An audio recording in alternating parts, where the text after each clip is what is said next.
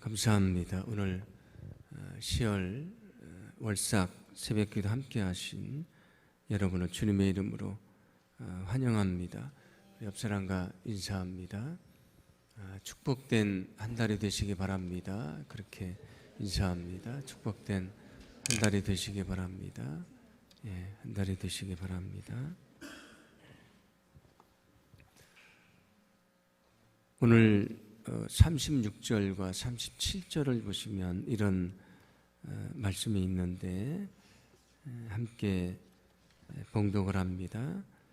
욥바에 다비다라 하는 여제자가 있으니 그 이름을 번역하면 도르가라. 선행과 고제하는 일이 심히 많더니 그때 병들어 죽음에 시체를 씻어 다락에 누이니라. 아멘. 욥바라고 하는 곳에 다비다라는 여제자가 있었다고 말씀을 합니다. 그런데 오늘 여기 놀라운 것은 그 다비다를 여제자라고 말하는 것입니다. 성경에는 여인에 대해서 여제자라고 말하는 것은 오늘 여기 한 곳밖에 없습니다. 그러므로 우리가 이 말씀을 통해서 다비다가 얼마나 신실하게 하나님을 섬기며 살았던 여인이었는지를 알 수 있습니다. 그 여인은 두 가지 이름으로 불리는데 다비다라고 불리기도 하고 도르가라고도 불렸습니다. 다비다는 아람어고 도르가는 히라버인데 그 뜻은 같습니다. 아름다운 눈을 가진 사슴이라는 그런 뜻이 있습니다. 사슴이란 동물이 워낙 아름다운 동물인데 거기다 아름다운 눈을 가진 사슴이니까 얼마나 아름답다 그런 말이 됩니까? 그런데 그의 이름처럼 그는 사람들을 사랑하고 하나님을 위해 헌신하고 또 선을 행했던 여인이라고 말씀을 합니다. 그런데 그 신실한 여인이 병들어 죽게 됐습니다. 38절을 보면 제자들이 베드로가 그 욥바에서 가까운 루다라고 하는 곳에 있다는 이야기를 듣고 2명을 거기 보냅니다. 그래서 베드로에게 빨리 좀 와줬으면 좋겠다고 요청을 합니다. 그 여인이 신실한 믿음을 가지고 살았기 때문에 아마 그 사람들은 베드로가 와서 그 다비다의 장례식을 잘 치러주면 좋겠다는 마음을 가졌던 것 같습니다. 또 그렇게 해야 자신들도 위로받을 수 있다는 생각을 가졌던 것 같은데, 그런데 그 사람들은 전혀 예상하지 못했던 놀라운 기적을 경험합니다. 그것은 바로 죽었던 다비다가 다시 살아나는 것입니다. 거기 놀라운 기적이 있었는데 거기 기적이 있었던 그 능력은 과연 무엇인가? 기적을 일으키는 능력은 무엇이었던 것인가? 오늘 39절 보시면 이렇게 말씀을 합니다. 함께 봉독합니다. 베드로가 일어나 그들과 함께 가서 이르매 그들이 데리고 다락방에 올라가니 모든 과부가 베드로 곁에 서서 울며 도르가가 그들과 함께 있을 때 지은 속옷과 겉옷을 다 내보이거늘. 아멘. 베드로가 왔을 때에 거기 많은 과부들이 베드로를 찾아옵니다. 그래서 다비다가 살아있을 때에 그 과부들을 위해서 만들어줬던 겉옷과 속옷을 보여주면서 이것이 그가 우리를 위해 만들어준 옷입니다라고 말하면서 베드로 앞에서 울었다고 얘기를 합니다. 다비다는 선행과 구제를 많이 했던 사람이라고 말씀을 하는데 그 당시 과부라고 하는 사람들은 사회적으로 가장 큰 약자였는데 그 사람들을 돌봐주고 옷을 만들어주고 필요한 것을 공급해주는 일을 했던 사람이다, 그런 말씀이 됩니다. 오늘 말씀을 우리가 묵상하면서 거기 다비다가 살아나는 기적이 있었는데 거기 기적이 일어난 이유를 알게 됩니다. 그 기적이 일어나는 그 가운데 무엇이 있었냐면 바로 사랑이 있었다고 하는 것입니다. 여러분은 사랑이 기적을 이룬다는 것을 기억하시기를 바랍니다.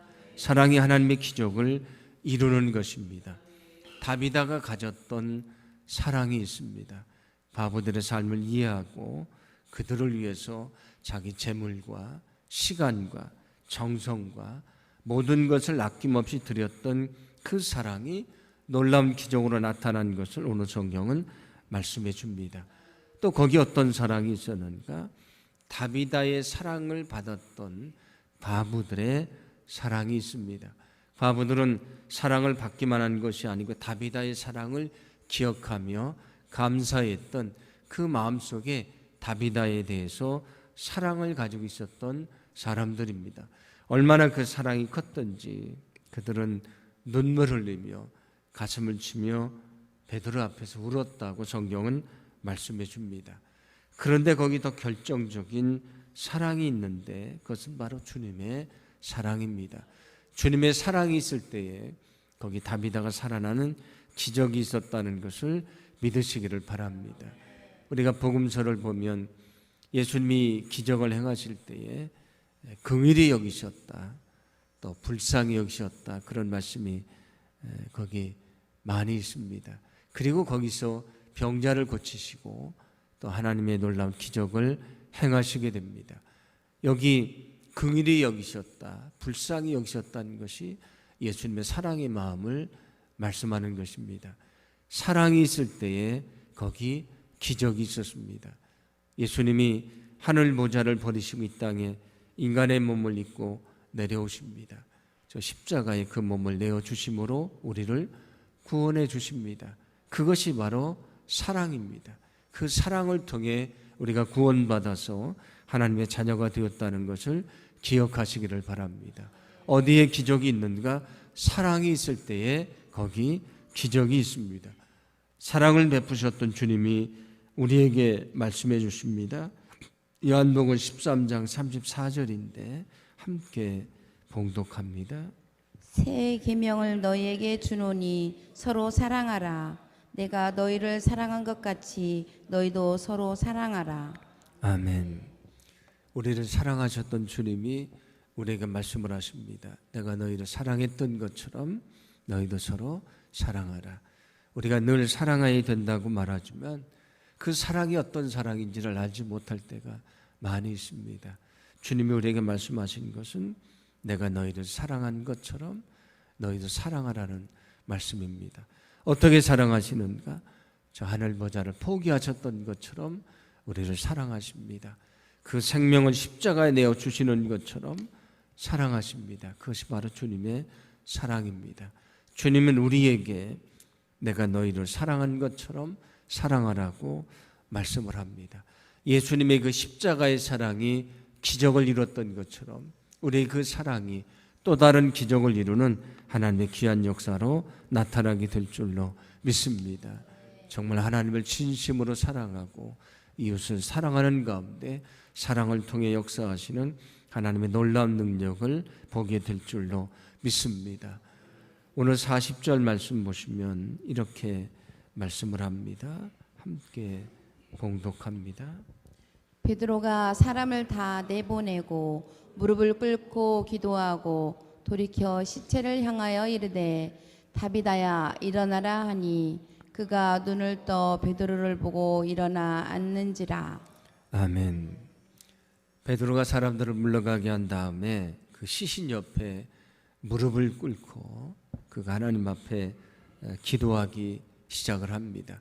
성경은 그냥 기도한다고 되어 있지만 우리는 이 상황을 통해서 그의 기도가 얼마나 간절했는지를 알 수 있습니다. 그가 얼마나 처절하게 기도했겠습니까?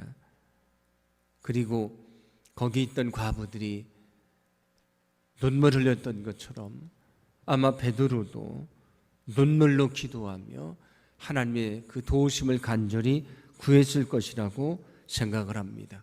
그렇게 기도한 다음에 다비다야 일어나라 그렇게 외칩니다. 마치 예수님이 한 소녀를 향해서 달리다 굼 소녀야 일어나라 라고 외쳤던 것처럼 여기 다비다야 일어나라 다비다 쿰이라고 그는 외치는데 그때 그 다비다가 일어나는 기적이 있었다고 말씀을 합니다. 오늘 말씀을 통해 거기 기적을 이루는 능력을 우리가 또 하나를 깨닫습니다. 그것은 바로 그 시신 옆에 엎드려 간절히 기도했던 베드로의 기적입니다. 여러분, 기도가 기적을 이룬다는 것을 믿으시기를 바랍니다.